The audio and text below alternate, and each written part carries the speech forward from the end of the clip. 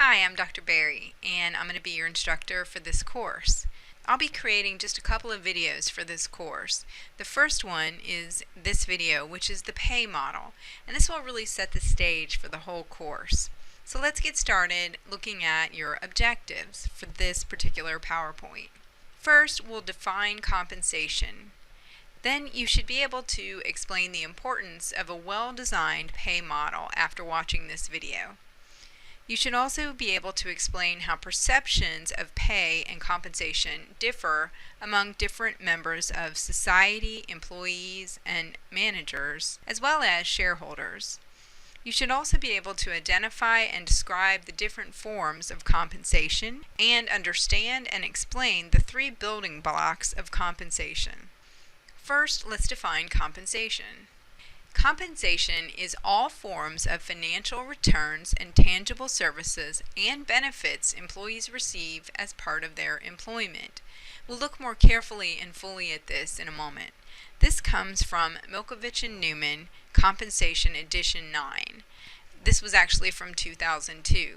I used a more recent version of the Milkovich-Newman text, and it had a similar definition.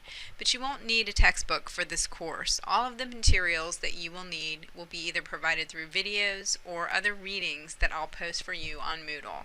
So let's now look at the two main reasons a well-designed pay model is critical to organizational success.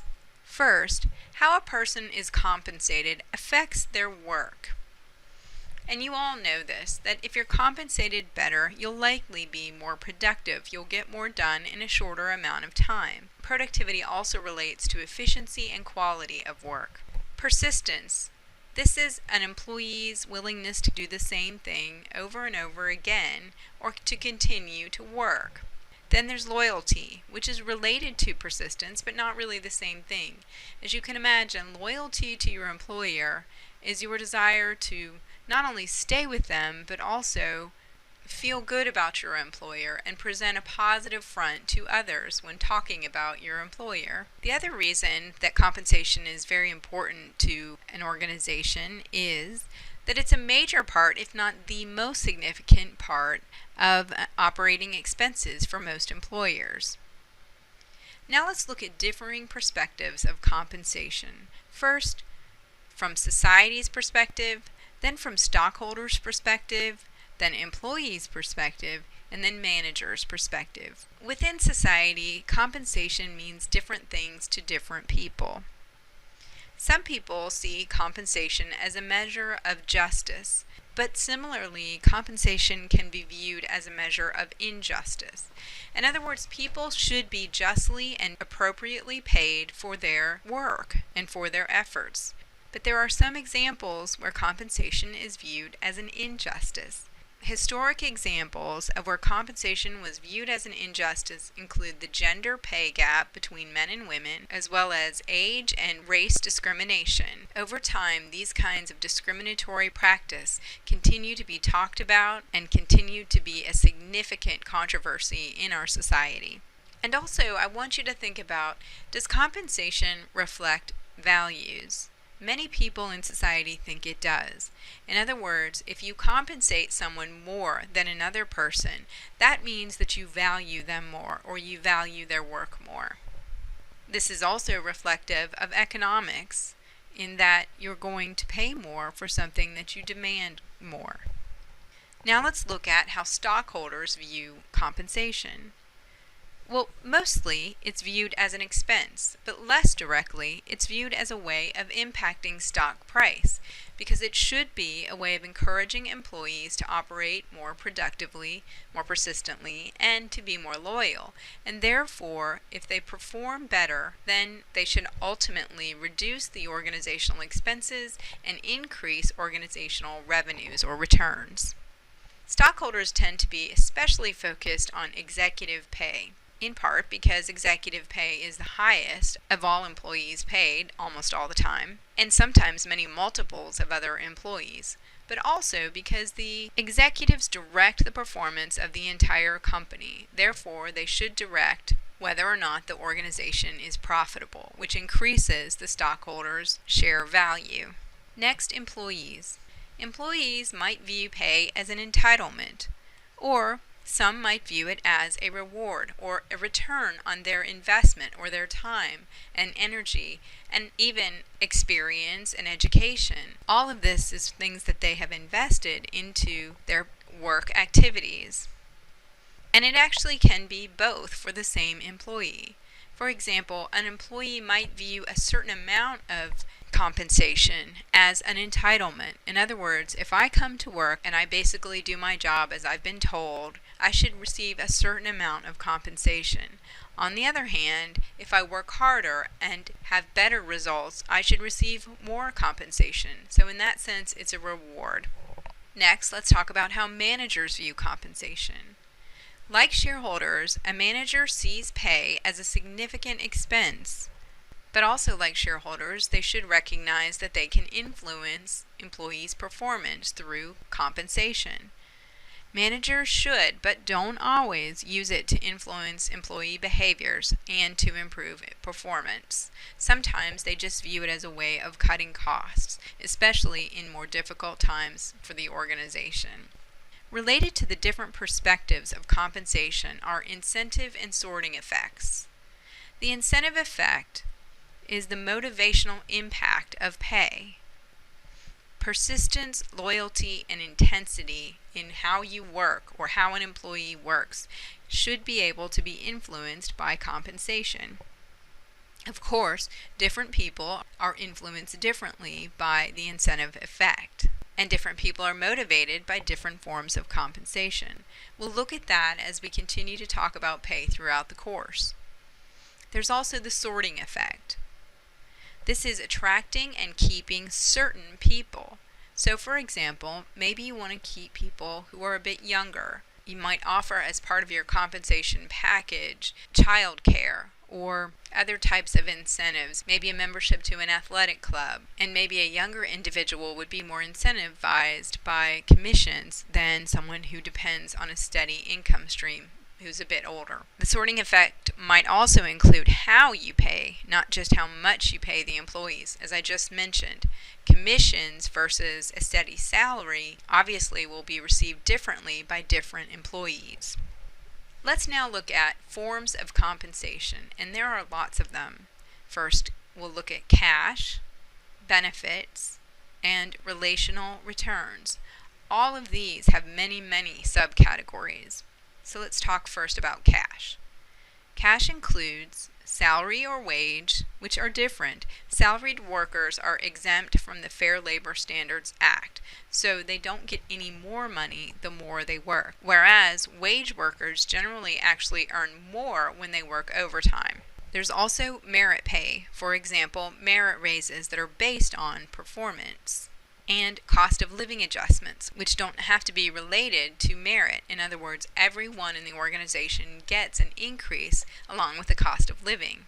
Then there are incentives, like commissions. In other words, you get a certain percentage of the amount of revenue that you generate for the organization. And bonuses, which are similar to commissions, where you get a certain amount for generating revenue for the organization. But sometimes it's not directly related to how much revenue you generated, but rather other performance measures like how many new customers you brought in or how many items you actually sold. And last, cash could be organizational ownership, such as employee stock options. Also, there are benefits, such as insurance benefits, which are perhaps the most well-known and commonly thought about benefits, such as medical expense benefits and other health benefits. Medical expense, while many people think that this is the only type of health benefit or health insurance, is just one area, and it is by far the largest area of insurance benefits and perhaps the largest area of benefits, period. Other health benefits include disability insurance and long-term care insurance. These are two very common ones, but then there's also dental, vision, and other things such as mental health insurance, which now is being more included after the Affordable Care Act in your typical health insurance plan. Also, retirement and savings, which may or may not be in the form of insurance. And then there are non-monetary benefits, such as child care and paid leave, and flexible work hours. All of these things are things that we'll talk about when we get to the issues section of this course. So why might an employee prefer a $1 benefit over $1 in cash? Well, a wise employee would realize that benefits are pre-tax. If your tax rate is 30%, if you get $1 in benefits, it's really like only getting 70 cents in direct compensation because you have to pay 30% of that in taxes. Additionally, when the employer buys group insurance for you, it's less expensive. So when you go to the marketplace, the health insurance marketplace, to buy individual health insurance, you're likely going to pay more than your employer would pay just buying health insurance for you. Other people would prefer to have the cash so that they can decide how to allocate their compensation. But for most of us, we like some kind of mix. We want compensation that we control where it's spent, but we also recognize the benefit of getting insurance benefits from our employer. Let's look a little more closely at benefits. I'm about to show you a survey which is actually titled The Relative Importance of Employer Costs for Employee Compensation. This is from December 2014. It's from the BLS, or Bureau of Labor Statistics, National Compensation Survey, which you'll actually have to read this section. So this table is actually in the survey results that you will be required to read for the course. And so this is the table. In this first column here, you have civilian workers, which is just the private industry workers and state and local government workers combined. So this is the total impact. It doesn't include federal workers and agricultural workers and a few other areas. But wages and salaries make up 68.4%, which is 69.4% of private industry and 64.1% of state and local government. Private industry is so much larger than state and local government workers. That's why when you see civilian workers, it's much closer to the private industry percentages. But benefits make up 31.6%, or 30.6% with private industry and 35.9% with state and local government. So if you break down the benefits even more, paid leave is 7%, 3% is for supplemental pay, things like overtime, and insurance is 8.8%, which of that, 8.4% is health insurance. So that is very significant. And on the state and local government side, 11.9% is in insurance, with 11.6% of that being health insurance. Retirement and savings is much greater on the state and local government side than on the private industry side. And then there are certain legally required benefits such as workers' compensation, and that makes up 7.7% of total compensation. So now let's talk briefly about relational returns. These are things like status, the feeling that you're important.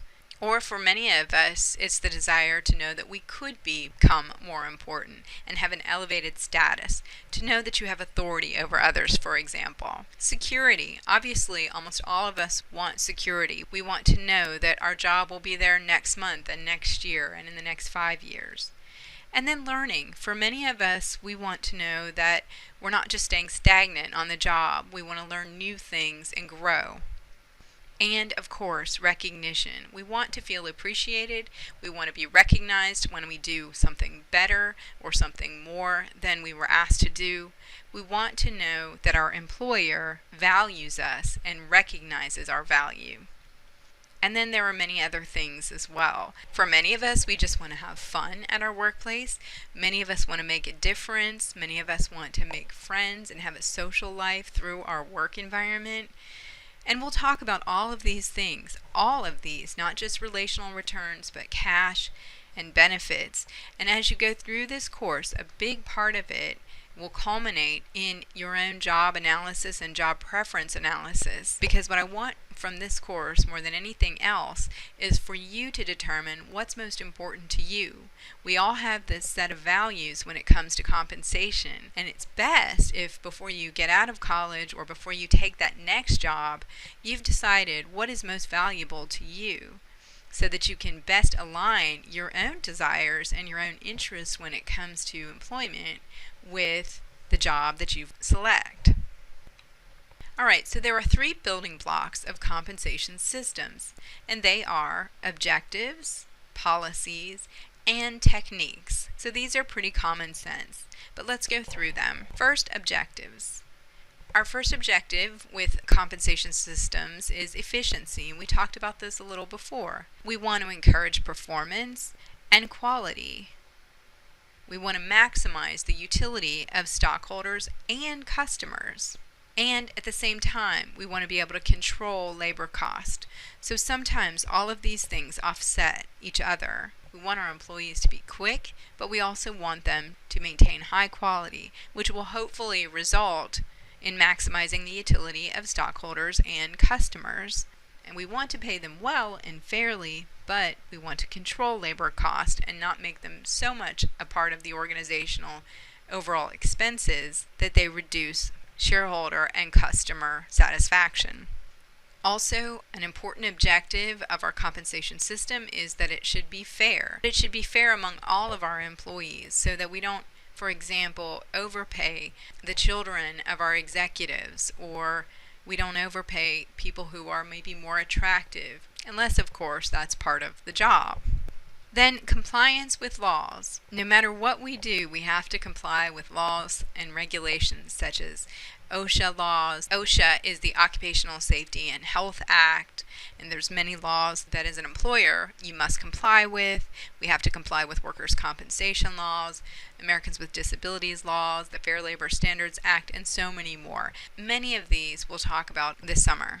And then ethics, which is somewhat related to fairness, but not always. Ethics means that we actually care about how our results are being achieved as an organization. Some of the examples that the Milkovich and Newman, and it was actually Gerhardt also, text gave of ethical dilemmas might be manipulating results to ensure executive bonus payouts, misusing statistics used to measure competitors' pay rates, repricing or backdating stock options, or offering just enough pay to get a new hire in the door while ignoring the relationship to coworkers' pay, and shaving hours recorded in employees' time cards. These are all two common examples of ethical lapses. Next, let's look at policies. In order for any compensation system to be effective and to achieve its objectives, our policies have to consider all four of these things. First, internal alignment. This is making certain that employees are paid appropriately in terms of their relative contribution to the organization's business objectives. A compensation system can either motivate or discourage employee performance if not done well. And we have to consider external competitiveness. In so many cases, we have to make sure that we can attract talent and keep talent in our organization as long as they're performing well. So we have to ask the question, why would someone stay here when they can get more money elsewhere? Next, we have to consider employee contributions. How does our pay structure incentivize those contributions? What is right and what is wrong with performance-based pay? So we have to think about all of those things. And then last, management is only going to be effective if our management supports the compensation system and enforces it as we have set it up. Last, techniques. These are the various methods organizations use to pay their employees, and that's what we're going to talk about throughout this semester. They tie the four basic policies we just talked about, internal alignment, external competitiveness, employee contributions, and management, to the objectives that we started with. These include every method of compensation that we've already discussed, the relational returns, the cash, and the benefits, and the various options within each one of these, and the various combinations of all of those, because no compensation system is going to consist of just one form of compensation. So that should get you started with this course, and hopefully you'll enjoy the course, and hopefully you'll be able to apply so much of what you've learned, not only as you become or continue to be managers in your organizations, but also as you progress through your own career path and career journey.